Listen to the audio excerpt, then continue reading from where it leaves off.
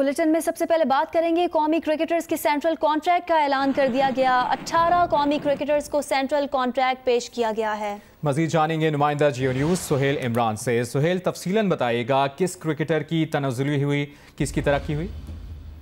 जी Mubashar, season 2020-21 के लिए Pakistan cricket board ने 18 कौमी क्रिकेटर्स को सेंट्रल कॉन्ट्रैक्ट पेश किया है। इसके साथ साथ एक मरतबा फिर इमर्जिंग कैटेगरी जो नौजवान प्लेयरों पर मुश्तमिल होगी वो भी मुतारफ कराई गई है। दोबारा आज से चंद साल पहले ये कैटेगरी हुआ करती थी और उसे खत्म कर दिया गया था, लेकिन इस साल वो कैटेगरी शामिल की गई है दोबारा, जिसमें 3 क्रिकेटर्स को रखा गया है। कैटेगरी ए में पहले की तरह 3 क्रिकेटर्स हैं। इसके कैटेगरी में अजहर अली, बाबर आजम और शहनशाह अफरीदी की प्रमोशन हुई है। बी कैटेगरी में ए कैटेगरी में आए हैं। इसी तरह टेस्ट के कप्तान अजहर अली भी इस कैटेगरी में मौजूद थे। साबिक कप्तान सरफराज अहमद और यासर शाह, उन दोनों क्रिकेटर्स की तनज़्ज़ुली हुई है। वो दोनों क्रिकेटर्स बी कैटेगरी में चले गए हैं। आबद अली, जिनका शानदार डेब्यू हुआ था, उनकी प्रमोशन हुई है, वो बी कैटेगरी में आ गए हैं। और उसके साथ बी कैटेगरी में असद शफीक, हारिस सुहेल, मोहम्मद अब्बास, मोहम्मद रिजवान, सरफराज अहमद, शादाब खान, शान मसूद और यासिर शाह शामिल हैं। इस कैटेगरी में भी तरक्की हुई है। Wicket keeper batsman Mohammad Rizwan और ओपनिंग बैट्समैन बाएं हाथ के शान मसूद की। इस तरह सी कैटेगरी में 6 क्रिकेटर्स शामिल हैं। फखर जमान अपनी जगह बरकरार रखने में कामयाब हुए हैं। इफ्तिखार अहमद को पहली मरतबा शामिल किया गया है सेंट्रल कॉन्ट्रैक्ट में। उसके साथ अमाद वसीम, इमामुल हक, उनकी तनज़्ज़ुली हुई है। एक दर्जे नीचे आए हैं इमामुल हक। नसीम शाह, नौजवान फास्ट बॉलर जिनका बड़ा अच्छा डेब्यू रहा था, उन्होंने हैट्रिक करने का भी एजाज हासिल किया, वो पहली मरतबा सेंट्रल कॉन्ट्रैक्ट में शामिल हुए हैं। और उसके साथ साथ उस्मान शनवारी, जैसा मैंने पहले बताया कि मर्जिंग प्लेयर्स कैटेगरी इंट्रोड्यूस करवाई गई है। उसमें 3 नौजवान खिलाड़ियों को जगह दी गई है। उसमें हैदर अली, लाहौर कलंदर के हारिस रऊफ, जिनका अच्छा आगाज था BBL से, उन्होंने अपनी शनाख्त बनाई। प्लेयर्स डेवलपमेंट प्रोग्राम लाहौर कलंदर का था, उससे अपना इमर्ज हुए थे। इसके साथ साथ नौजवान फास्ट बॉलर मोहम्मद हसनैन भी इमर्जिंग प्लेयर कैटेगरीज में शामिल हैं। इसके साथ साथ पाकिस्तान क्रिकेट बोर्ड ने आज बाज़ाब्ता तौर पर ऐलान कर दिया है कि अगले सीजन 2020-2021 के लिए टेस्ट के कप्तान अजहर अली होंगे और उसके साथ साथ T20 के कप्तान बाबर आजम, उन्हें वनडे टीम के कप्तान की भी जिम्मेदारियां सौंप दी गई हैं। इससे पहले जब गुज़श्ता बरस सरफराज अहमद को टेस्ट और T20 की कप्तानी से हटाया गया था और अजहर अली और बाबर आजम का ऐलान किया गया था, तो उस वक्त पाकिस्तान क्रिकेट बोर्ड ने ऐलान किया था कि जब वनडे सीरीज कोई आएगी तब ऐलान किया जाएगा अगले कप्तान का वनडे के लिए। और आज बाज़ाब्ता तौर पर, बाकायदा तौर पर ये चीज सामने आई है कि सरफराज अहमद को वनडे क्रिकेट टीम के कप्तानी से भी हटा दिया गया है। इस तरह ये जिम्मेदारियां, दोहरी जिम्मेदारियां अब निभाएंगे मुस्तनद बैट्समैन बाबर आजम वनडे और T20 में। जी बहुत शुक्रिया सुहेल इमरान अपडेट करने के लिए।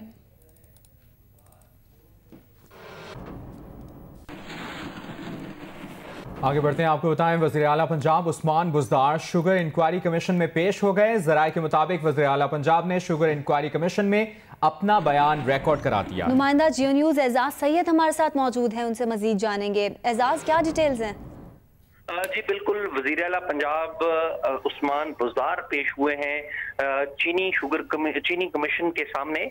वाजिद ज़िया इस कमीशन की सरबराही कर रहे हैं। हमें ज़राए ने बताया है कि इस कमीशन में पेशी के मौके पर उस्मान बुज़दार से जो चीनी फ्लोर मिल्स को जो सब्सिडी दी गई थी उसके हवाले से बातचीत की गई है, उस हवाले से सवालात किए गए हैं। साथ ही साथ उस्मान बुज़दार से महकमा फूड और महकमा खुराक में जो सेक्टरियों की तब्दीलियां हैं और उसमें दीगर जो अफसरान हैं उनको तब्दील किए जाने के हवाले से सवालात भी किए गए हैं। तो बाज़ाब्ता तौर पर जो बयान है उन्होंने अपना रिकॉर्ड करवा दिया है। जी, अपना बयान रिकॉर्ड करवा दिया है। वज़ीर आला पंजाब उस्मान बुज़दार ने शुगर इंक्वायरी कमीशन में वो पेश हुए और उन्होंने शुगर इंक्वायरी कमीशन में अपना बयान रिकॉर्ड करवाया और शुगर मिल्स को दी गई सब्सिडी के फैसले का पस मंज़र बताया। आपने तफसीलन अपडेट किया है एजाज सैयद, बहुत शुक्रिया।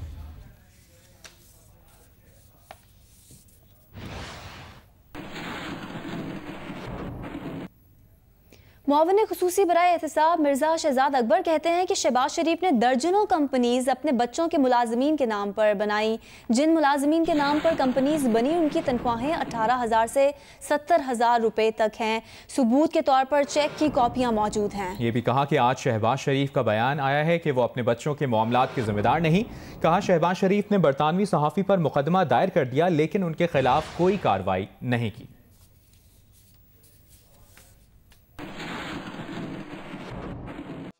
साहब की तरफ से भी एक शायद बयान आया कि अपने बच्चों के मामलात का मैं ज़िम्मेदार नहीं हूँ।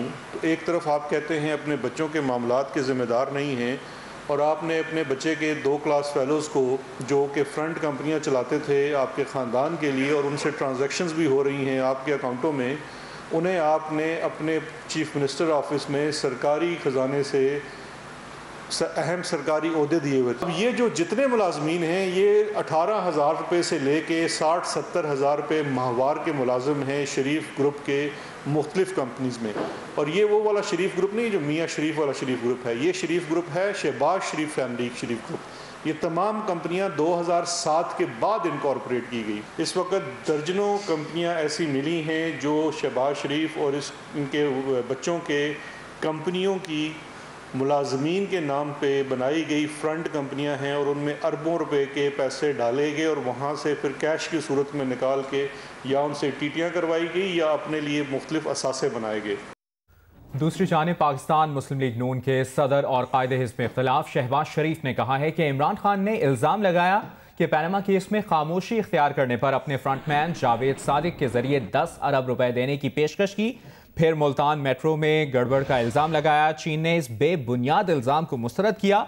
आज तक अदालत में इन इल्ज़ामात के हक में एक सबूत पेश नहीं किया जा सका। सोशल मीडिया पर अपने बयान में शहबाज शरीफ ने कहा कि नैब न्याजी गठजोड़ पर अफसोस है जो कानून और अदालत से मफरूर है और मीडिया पर प्रोपेगेंडे के पुराने घिसे पिटे हथकंडे इस्तेमाल करके अपनी बदतरीन नाअहली और चीनी गंदुम अद्वियात और BRT पेशावर में अपनी करप्शन छुपाने की कोशिश कर रहा है। शहबाज शरीफ ने मजीद कहा कि कोई प्रोपेगेंडा आपकी नाअहली और ख़राब हुक्मरानी छुपा नहीं सकता।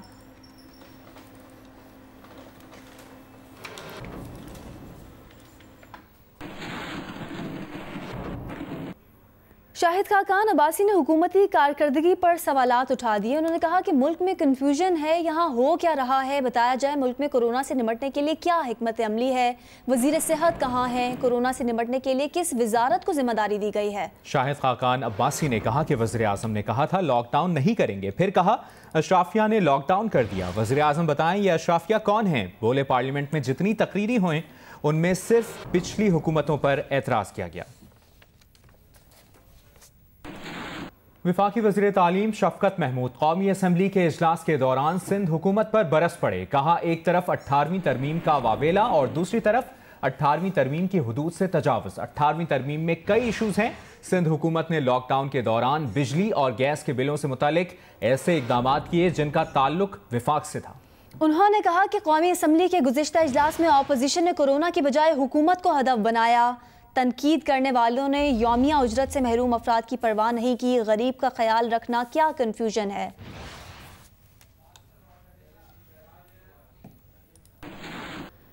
पीपल्स पार्टी पंजाब के सदर कमरजमान कायरा ने आसिफ अली जरदारी से टेलीफोन पर रब्ता किया। कमरजमान कायरा का कहना है कि उन्होंने आसिफ जरदारी के साथ कोरोना वायरस, सियासी सूरत हाल और पार्टी अमूर पर तबादला ख्याल किया। आसिफ जरदारी ने कोरोना पर फिक्रमंदी और हुकूमती फैसलों पर तहफ़्फ़ुज़ात का इजहार किया। कमरजमान कायरा के मुताबिक आसिफ जरदारी का कहना था कि हुकूमत कोरोना से लड़ने के बजाय अपोजिशन से लड़ रही है। हुक्मरान फिर से सूबों के आइनी और मालियाती इख्तियारात कम करना चाहते हैं। हुक्मरानों ने मुल्क में तमाम इत्तफाक राय बर्बाद कर दिया है। आसिफ जरदारी का कहना था कि वज़ीर आज़म इमरान खान परवेज़ मुशर्रफ के नक्शे कदम पर चल रहे हैं।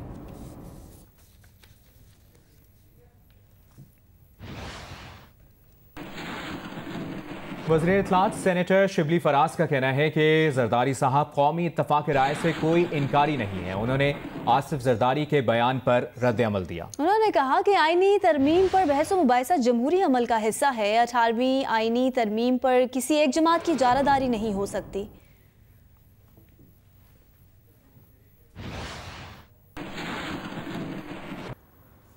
लॉकडाउन की पाबंदियों और एसओपीज पर अमल ना करने वालों के लिए खतरे की घंटी। सिंध में लॉकडाउन की पाबंदियों और एसओपीज पर अमल ना करने पर नया कानून राइज, रिकॉर्ड जुर्माना होगा। तफसील जानते हैं जियो न्यूज के नुमाइंदे कामरान रजी से। कामरान, गवर्नर सिंध ने वबाई अमराज तरमीमी ऑर्डिनेंस की मंजूरी दे दी है, इसकी तफसील हमसे शेयर कीजिएगा।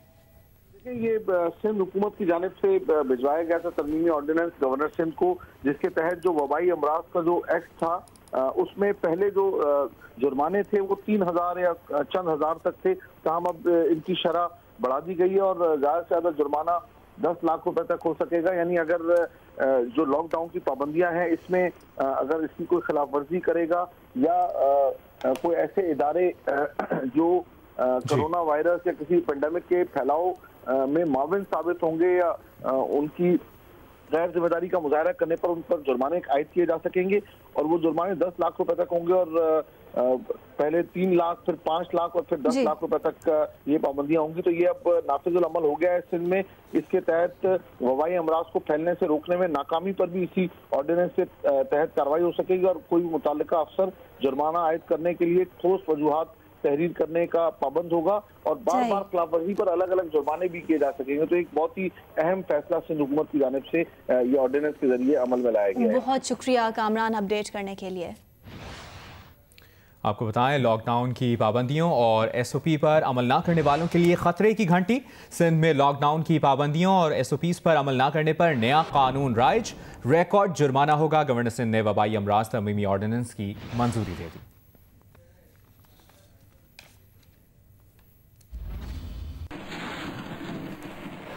और कराची से ताज़ा अपडेट यह है कि कराची के इलाके सदर में वाक़े ज़ैनब मार्केट और मदीना मॉल में ज़िला इंतजामिया ने छापा मारा है। एसओपीज़ की खिलाफ वर्जी पर मार्केटों को सील किया जा रहा है। कराची के इलाके सदर में वाक़े ज़ैनब मार्केट और मदीना मॉल में ज़िला इंतजामिया ने छापा मारा है और एसओपीज़ की खिलाफ वर्जी पर मार्केटों को सील किया जा रहा है। लॉकडाउन की पाबंदियों और एसओपीज़ पर अमल ना करने वालों के लिए खतरे की घंटी। एक तरफ तो सिंध में लॉकडाउन की पाबंदियों और एसओपीज़ पर अमल ना करने पर एक नया कानून राइज किया गया है, रिकॉर्ड जुर्माना होगा। कराची से खबर है कि कराची के इलाके सदर में वाक़े ज़ैनब मार्केट और मदीना मॉल में ज़िला इंतजामिया ने छापा मारा है और वो दुकानें और वो मार्केटें जहां पर एसओपीज़ की खिलाफ वर्जी की जा रही है उन्हें सील किया जा रहा है।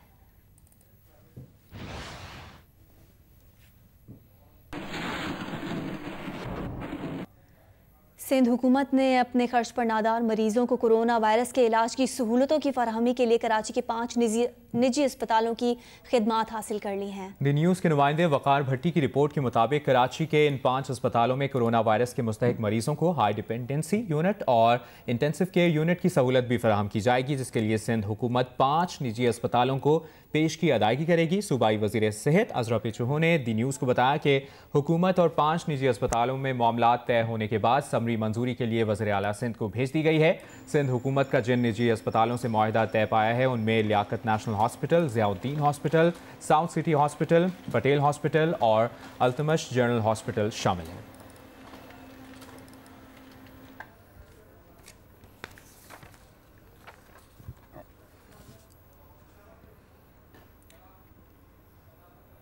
और ताज़ा अपडेट ये भी है कि नेशनल कमांड सेंटर का 9 मई के बाद सूरत हाल के जायजे के लिए अहम इजलास हुआ। सूबाई चीफ सेक्रेटरीज ने अपने सूबों में कोरोना से मुतालिक मजमूई सूरत हाल के बारे में कमांड सेंटर को ब्रीफिंग दी है। कमांड सेंटर को बताया गया कि ईद की वजह से बाजारों में रश बढ़ गया है। असद उमर ने इजलास में कहा कि अवाम की सहूलत के लिए लॉकडाउन में नरमी की गई है। वबा के फैलने का खतरा बदस्तूर मौजूद है। हिफाजती एसओपीज़ पर अमल दरामद यकीनी बनाया जाए।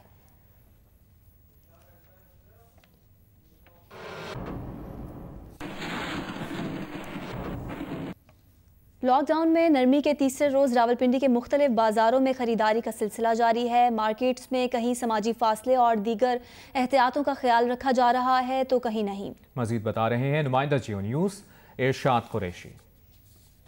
जी, रावलपिंडी में जो है तकरीबन तमाम बाज़ार खुल चुके हैं। कैंट समेत रावलपिंडी शहर के वस्ती इलाके, इसके अलावा नवाही जो इलाके हैं, तमाम जो है बाज़ार खुल चुके हैं और अब जो है ईद की ख़रीदारी भी शुरू है।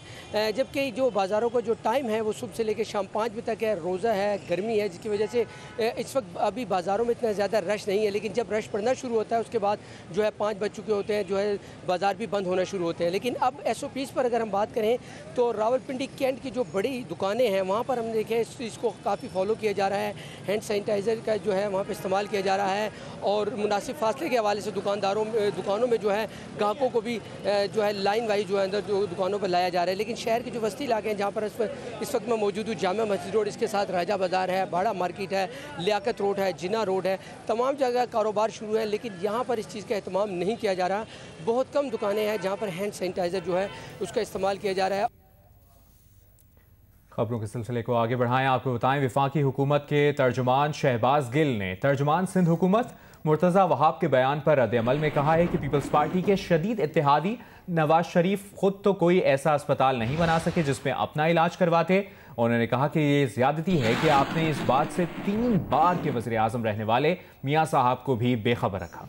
उन्होंने कहा कि मियाँ नवाज शरीफ को दियारे गैर में इलाज के लिए जाना पड़ा। शाहिद खाकान अब्बासी साहब यकीनन मियाँ साहब से मोहब्बत तो रखते होंगे। शाहिद खाकान अब्बासी अपना स्पेशल तैयारा भेजें और मियाँ साहब को फ़ौरन सिंध मुंतकिल करें। शाहिद खाकान अब्बासी ने इसहाक डार को अपने ज़ाती जहाज़ में इसी पाकिस्तान के कानून से मफरूर कराया था। वफाकी हुकूमत के तर्जुमान शहबाज गिल ने तर्जुमान सिंध हुकूमत मुर्तज़ा वहाब के बयान पर रद्द-ए-अमल में कहा कि पीपल्स पार्टी के शदीद इत्तेहादी नवाज शरीफ खुद तो कोई ऐसा अस्पताल नहीं बना सके जिसमें अपना इलाज करवाते। उन्होंने कहा कि ये ज्यादती है कि आपने इस बात से 3 बार के वज़ीर आज़म रहने वाले मियाँ साहब को भी बेखबर रखा।